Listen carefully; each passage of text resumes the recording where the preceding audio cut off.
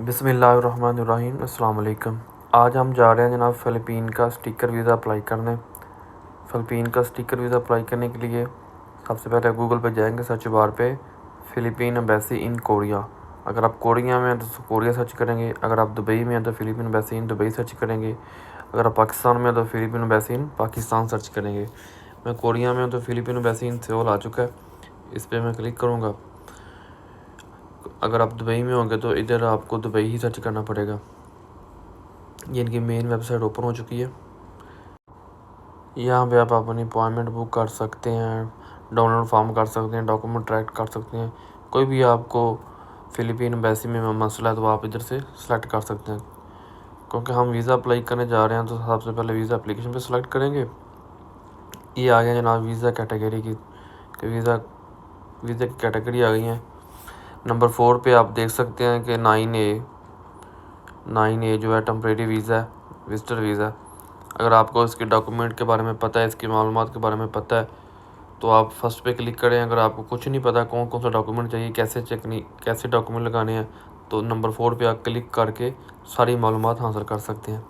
ये यहाँ पे आ गया, देख सकते हैं कि आपने फ़ोटो कैसे अपलोड करनी है, कितनी MB की हो, कितने साइज़ की हो, 2x2 हो, पासपोर्ट साइज़ की फ़ोटो वाइट बैकग्राउंड में हो, रिटर्न टिकट चाहिए आपको, होटल बुकिंग चाहिए आपको, वैलिड पासपोर्ट चाहिए, 6 मंथ की आपको स्टेटमेंट चाहिए, और सबसे मोस्ट इम्पोर्टेंट कि आपको गारंटी लेटर चाहिए वापस आने का।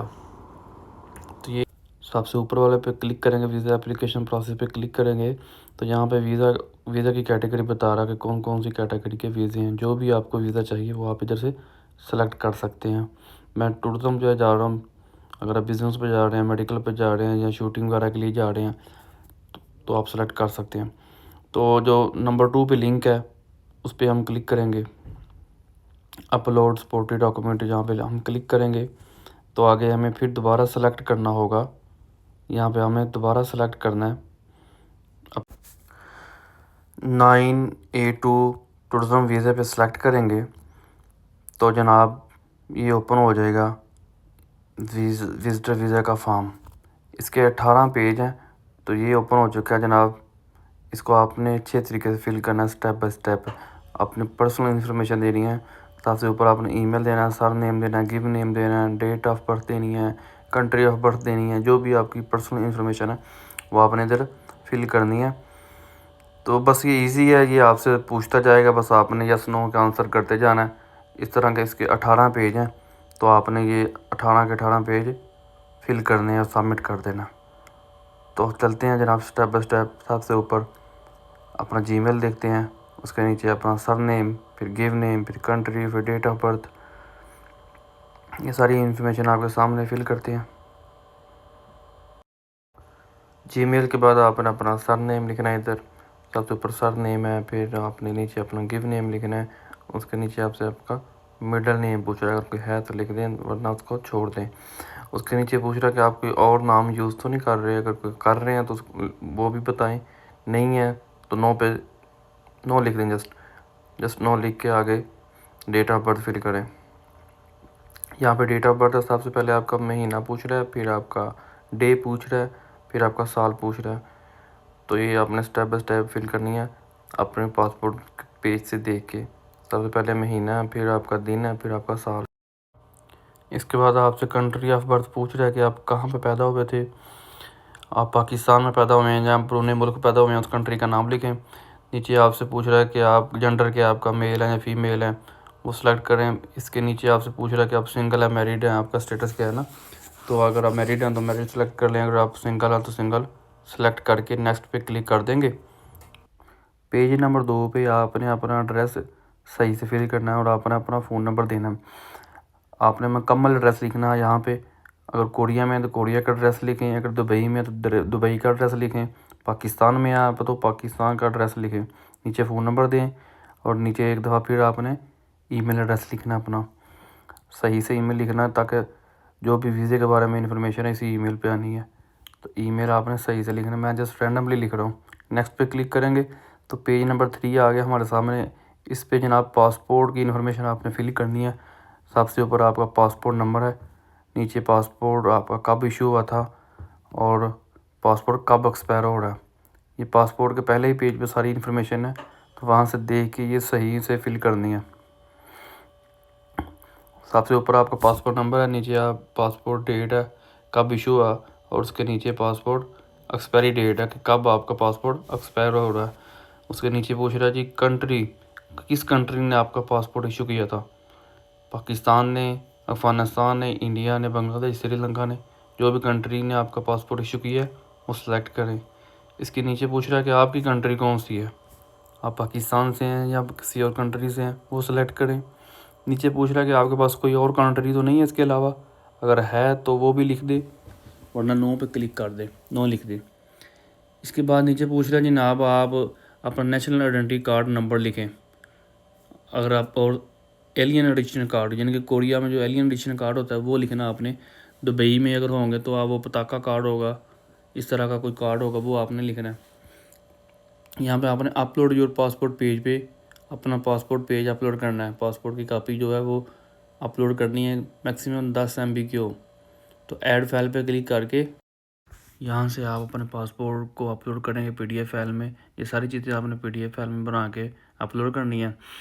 ये देखें जी, 1 सेकंड में लगा अपलोड हो गया। नीचे upload your national identity card, यहाँ पे आप अपना कोरिया का जो एलियन कार्ड है वो अपलोड कर देंगे, और साथ में पाकिस्तान का जो आपका शनाख्ती कार्ड है वो एक ही PDF फाइल में बना के आपने अपलोड करना है, अलग-अलग नहीं होना, एक ही PDF। ये जो नंबर 3 पे ये चाइना के लिए, हमारे लिए नहीं है, इसको खाली छोड़ कर नेक्स्ट पे क्लिक करेंगे। नंबर 4 पे पेज पे आ गया जनाब, आप फ़िलिपीन कब आ रहे हैं, कब फ़िलिपीन आ रहे हो, कब जा रहे हैं, जो भी डेट हो, आप फ़िलिपींस में एंट्री होने की डेट है, ये डेट आप अपने टिकट से चेक कर लीजिएगा, वही डेट मेंशन करिएगा जो आपकी डमी टिकट पे है। तो मैं इधर 15 अगस्त कर लेता हूँ। इसी तरह सबसे पहले महीना है, फिर डे है, फिर साल है। तो ये आपने बस ध्यान से फिल करनी है। नीचे पूछ रहा है आप डेट कब फ़िलिपीन से एग्ज़ैक्ट करेंगे, फ़िलिपीन कब छोड़ के जा रहे हैं वापसी। तो मैं एक बात यहाँ पे आपको बता दूँ कि जितना कम स्टे आपका होगा उतना ज़्यादा आपके फ़ायदेमंद है। लोग एक एक वीक 2-2 वीक कर लेते हैं, तो इस वजह से वीज़ा रिफ्यूज़ भी हो सकता है। कम से कम स्टे रखें, 2 दिन 3 दिन रखें बस, इससे ज़्यादा स्टे नहीं रखना। नीचे पूछ रहा है कि कितने दिन बनते हैं टोटल, 3 दिन। इसके बाद पूछ रहा है जी वेयर आर यू स्टे फ़िलिपीन, फ़िलिपीन में कहाँ पे स्टे करेंगे। तो आपने यहाँ पे अपने होटल का नाम लिख देना, होटल का मुकम्मल एड्रेस लिख देना है, नाम के साथ एड्रेस भी लिखना है। नीचे पूछ रहा है ये जो आपका पूरा ट्रिप का खर्चा है ये कौन पे कर रहा है, कौन ये आपका खर्चा अदा करेगा। तो मैं खुद कर रहा हूँ, इसलिए सेल्फ लिख दिया। नीचे पूछ रहा है कि आपके साथ कोई और बंदा ट्रैवलिंग कर रहा है, अगर है तो उसका नाम लिखे, वरना नो लिख दे। नीचे आपने upload your round trip flight ticket, जो है वो आपकी टिकट है ना, वो आपने अपलोड करनी है। उसी तरह आपने ऐड फाइल पे क्लिक करके, जैसे पहले हमने पासपोर्ट की पेज की कॉपी और अपना ID कार्ड अपलोड किया, इसी तरह आपने अपनी डमी टिकट जो है वो अपलोड करनी है। अपलोड योर आइटनरी, ये जनाब आपका टूर प्लान है कि आप फ़िलिपीन में कहाँ कहाँ पे घूमेंगे, कहाँ कहाँ स्टे करेंगे, ये सारी डिटेल आपने, ये एक इनकी वेबसाइट से फॉर्म मिलता है वो डाउनलोड, उसका मैं लिंक भी ये डिस्क्रिप्शन में दे दूँगा, वो वहाँ से आप डाउनलोड करके उसको आपने फ़िल कर लेना है। अगर प्रिंट करके फ़िल कर लेंगे तो बेहतर है, अगर आप PDF फाइल में वैसे ही उसको एडिटिंग करके वहाँ पे आप होटल का नाम, होटल के फ़ोन नंबर, पूरा मुकम्मल एड्रेस, आपकी राउंड टिकट की फ़्लाइट कंफर्मेशन, फ़्लाइट का जो नंबर है वो सारी डिटेल वहाँ पे आपने लिख के और अपने साइन और डेट लिख के आपने वो अपलोड कर देनी है। जहाँ पे अपलोड योर आइटनरी, इस पे आपने PDF फाइल बना के अपलोड कर देनी है। इसका लिंक मैं डिस्क्रिप्शन में, यहाँ पे वो आपसे होटल बुकिंग मांग रहा है, वो साथ में ये भी बता रहा है कि अगर आपके पास इन्विटेशन लेटर है, आप किसी के पास आ रहे हैं, तो उसके पासपोर्ट की कॉपी और ID कार्ड की कॉपी भी फ़िलिपीन का जो है वो इशू किया हुआ वो आपने यहाँ पे अपलोड करना है। अगर आप होटल में जा रहे हैं तो होटल बुकिंग अपलोड कर दें, अगर किसी के पास जा रहे हैं तो उसका वो अपलोड कर दें। फिर वो आपसे आपकी 6 मंथ की बैंक स्टेटमेंट मांग रहा है कि लास्ट 6 मंथ की बैंक स्टेटमेंट आपने अपलोड करनी है। अपलोड करके नेक्स्ट पे क्लिक करेंगे। यहाँ पे जनाब वो पूछ रहा है कि आप फ़िलिपीन में कभी गए हैं, अगर गए हैं तो यस पे क्लिक करके नीचे उसकी डेट लिखें, कब कब गए हो, कब कब नहीं गए। अगर नहीं गए तो नो पे क्लिक करके डेटें खाली छोड़ के आप आगे आ जाएं। फिर पूछता है जनाब फ़िलिपीन ने कभी आपका वीज़ा रिफ्यूज़ किया है, अगर किया तो यस पे क्लिक करें, वरना नो पे क्लिक करके नेक्स्ट कर दें। इसके बाद जनाब आपकी फ़ैमिली इन्फॉर्मेशन आ गई। पूछता है यहाँ पे आपका फ़ादर नेम और आपका मदर नेम। सबसे ऊपर आपने फ़ादर फुल नेम लिखना है, नीचे फादर की डेट ऑफ बर्थ लिखनी है, उसके नीचे आपका मदर फुल नेम है और मदर की डेट ऑफ बर्थ लिखनी है। आपकी फैमिली इन्फॉर्मेशन है वो आपने फिल करनी है। फिर वो आपसे पूछ रहा कि आपका फ़िलीपीन में कोई रिलेटिव है, अगर है तो यस पे क्लिक करो, नीचे मुकम्मल उसकी डिटेल दो, उसका फ़ोन नंबर अता पता हर चीज़ दो। अगर कोई नहीं मेरी तरह तो नो लिख के नेक्स्ट पे क्लिक कर दो। पेज नंबर 8 पे वो पूछता है कि आप फ़िलीपीन क्या लेने आ रहे हैं, तो हम विज़िट के लिए आ रहे हैं जनाब, टूरिज़म के लिए आ रहे हैं। सबसे पहला ही ऑप्शन है वो सिलेक्ट करेंगे, नेक्स्ट पे जाएंगे। पेज नंबर 9 पे वो पूछता है कि जनाब आप आज़ाद हैं। इसका आसान लफ्ज़ मतलब आपको मैं समझा दूं कि वो पूछता है कि आप आज़ाद हैं, आपकी कोई कफ़ालत तो नहीं कर रहा, जैसे आपका शोहर हो या आपका भाई हो या आपका बाप हो। तो अगर आप खुद कर रहे हैं तो नो पे क्लिक कर दें, नेक्स्ट पे क्लिक कर दें, बस आसान सा इसका मतलब यही बनता है शॉर्टकट में। फिर वो आपसे मांग रहा है एम्प्लॉयमेंट इन्फॉर्मेशन, और जो करंटली एम्प्लॉयड वो भी पूछ रहा है कि इस वक्त आप काम कर रहे हैं किसी कंपनी में, कोई जॉब वगैरह कर रहे हैं। अगर कर रहे हैं तो यस पे क्लिक करेंगे, नेक्स्ट पेज पे जाएंगे। फिर आगे वो आपसे एम्प्लॉयमेंट डिटेल मांग रहा है कि आप कहाँ पे काम कर रहे हैं, आपका ऑक्यूपेशन या क्या है, आपका ओहदा क्या है, पोजीशन क्या है आपकी, आप की कंपनी का मुकम्मल एड्रेस क्या है। सबसे ऊपर आप अपना ओहदा लिखेंगे कि आप ये मेरी पोजीशन है, नीचे आप लिखेंगे कि आपकी कंपनी का मुकम्मल एड्रेस, अपने दफ्तर का एड्रेस लिख देंगे जहाँ पे आप काम कर रहे हैं। उसके नीचे आपने अपनी कंट्री का कंपनी का फ़ोन नंबर लिख देना है, जो भी फ़ोन नंबर होगा। फिर नीचे वो मांग रहा है आपका एम्प्लॉयमेंट सर्टिफिकेट, वो PDF फाइल में आपने अपलोड करना है। अगर आप जॉब कर रहे हैं किसी कंपनी में, अगर आपका खुद का बिजनेस है तो वो आपने इधर अपलोड। फिर वो आपसे पूछ रहा है आपकी तलीम के बारे में, पूछ रहा है कि आप करंटली अभी किसी इदारे में आपका एडमिशन तो नहीं है, आप पढ़ तो नहीं रहे। अगर नहीं मेरी तरह पढ़ रहे तो नो पे क्लिक करके नेक्स्ट पेज पे चले जाएंगे। फिर जो पेज नंबर 14 पे वो आपसे पूछ रहा है सिक्योरिटी चेक है, ये तमाम चीज़ें आपने नो पे क्लिक करनी है। वो यही पूछ रहा है कि आपको कोई मजदूरी तो नहीं है, कोई आप क्रिमिनल तो नहीं है, कोई मसला तो नहीं है आपके ऊपर, कोई केस तो नहीं है फ़िलीपीन में, या फ़िलीपीन में जाके आप काम शाम तो नहीं करेंगे। ये तमाम चीज़ें आपने बस नो पे क्लिक कर देनी है। गलती से भी आपने यस पे नहीं करना। अगर एक पे भी यस हो गया तो आपका वीडियो समझ ले रिफ्यूज़ है। नो पे करके नीचे आंसर पे भी नो लिख के नेक्स्ट पेज पे कर देना है। फिर उसके बाद जनाब आता है पेज नंबर 16। पेज नंबर 16 पे वो पूछ रहा है जनाब आपकी पिक्चर के बारे में वो आपसे पूछ रहा है। पिक्चर जो मैं आपको बता दूँ, पिक्चर जो आपने अपलोड करनी है वो 2x2 की होनी चाहिए साइज़ की, वाइट बैकग्राउंड उसका हो। और ये पिक्चर आप यहाँ पे अपलोड करेंगे, यही पिक्चर आपने एम्बेसी में भी लेके जानी है, जहाँ पे जब आप डॉक्यूमेंट सबमिट करवाएंगे वहाँ पे भी आपने यही पिक्चर लेके जानी है।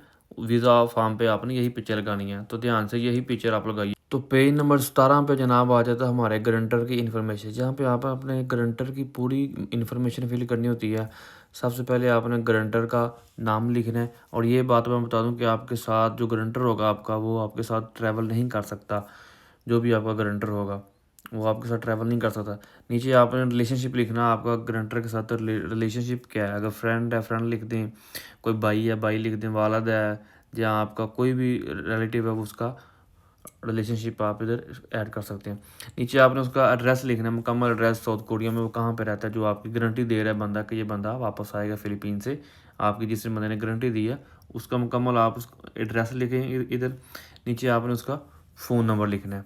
फ़ोन नंबर भी लिखने के बाद वो नीचे upload your guarantor form, guarantor के पासपोर्ट की पेज जो होगी कापी होगी वो आपने इधर अपलोड करनी है, गारंटर की पासपोर्ट की कापी और उसके ID कार्ड की कापी, वो भी आपने इधर PDF फाइल में स्टेप बाय स्टेप अपलोड करनी है।